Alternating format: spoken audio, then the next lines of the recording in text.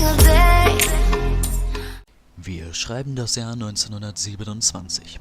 Der Archäologe Hedges und seine Adoptivtochter Anna beteiligen sich an Ausgrabungen im heutigen Belize. Die antike Maya-Stadt Lubantun hält einige wertvolle Schätze für die Archäologen bereit. Durch die anbrechende Regenzeit wird geplant, die Arbeiten für ein Jahr zu unterbrechen. Dann jedoch stößt Anna an einem alten steinernen Altar auf einen interessanten Stein. Nach der Reinigung des Steins halten die Archäologen plötzlich die Nachbildung eines menschlichen Schädels aus Bergkristall in der Hand. Alles über den Kristallschädel von Lubantun gibt es in diesem Video.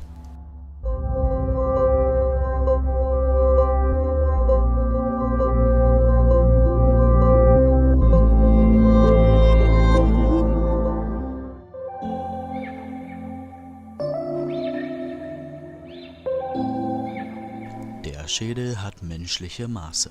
Er ist 124 mm breit, 147 mm hoch und 197 mm lang. Der Schädel ist außerdem 5,2 Kilogramm schwer. Die regenzeitbedingte Pause ist sofort vergessen. Dem Schädel fehlt der Unterkiefer, welcher nach 3 Monaten ebenfalls gefunden wird.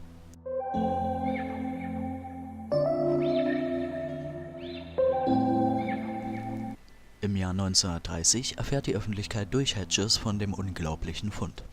Laut Experten ist der Schädel ca. 1000 bis 12.000 Jahre alt. 1964 wird der Schädel in die Obhut des Restaurators Frank Dorland gegeben. Noch bis 1970 untersucht Dorland den Schädel und entdeckt dabei Unglaubliches.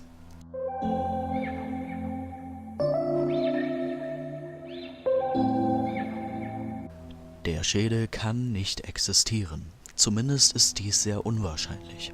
Unter polarisiertem Licht stellt Dorland fest, dass er gegen die Achsen der Kristallstruktur verarbeitet worden ist.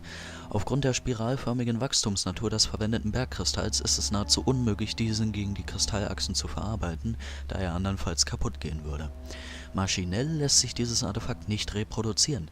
Eine exakte Verarbeitung von Hand unter polarisiertem Licht wäre die einzige Möglichkeit, den Schädel herzustellen. Da gibt es nur 2 Probleme. Erstens hatten die Mayas garantiert noch kein polarisiertes Licht und zweitens würde die Herstellung des Schädels per Hand zwischen 200 und 850 Jahren dauern, sofern durchgehend an ihm gearbeitet würde. Dieser Arbeitsaufwand ist komplett unverhältnismäßig. Nebenbei ist der Schädel auch noch exakt anatomisch geformt und weist nicht lokalisierbare Balancepunkte auf, die den Schädel sich beim kleinsten Lufthauch hin und her bewegen lassen. Im Schädel befindet sich außerdem eine Prismastruktur, die in den Schädel einfallendes Licht durch die Augen wieder hinausleitet. Besonders die Prismastruktur ist einzigartig und lässt sich selbst mit heutiger modernster Technik kaum nachempfinden, geschweige denn berechnen. Zu guter Letzt sind am ganzen Schädel keinerlei Werkzeugspuren zu entdecken.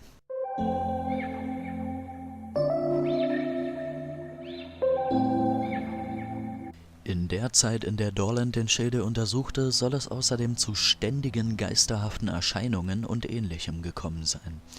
Mal erfüllten scheinbar vom Schädel ausgehende Glockenklänge Dorlands Haus und mal, so berichtet Dorland, soll eine Aura den Schädel umgeben haben. Zudem sollen im Inneren des Schädels ständig Gesichter, Figuren und andere Erscheinungen zu sehen gewesen sein.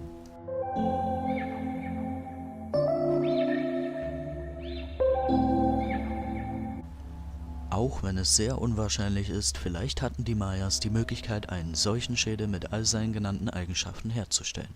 Gegenbeweise gibt es nicht. Frank Dorland könnte sich die Erscheinungen, welche angeblich vom Schädel ausgingen, ausgedacht haben, um an Aufmerksamkeit zu gewinnen und so eventuell mehr Aufträge in seiner Funktion als Restaurator zu bekommen. Selbst wenn an dem Schädel neben der perfekten Bearbeitung nichts Magisches wäre, es wäre trotzdem unglaublich beeindruckend, was die Mayas damals bereits angefertigt bekommen haben. Was haltet ihr von dem Kristallschädel von Lubantun? Schreibt mir eure Meinung gerne in die Kommentare. Ich habe euch wie immer weiterführende Quellen in der Videobeschreibung verlinkt. Lasst gerne eine Bewertung und ein Abo, sofern du meinen Content interessant findest, da. Über Feedback und Videovorschläge würde ich mich wie immer freuen. Wir sehen uns wieder nächste Woche. Stay crazy!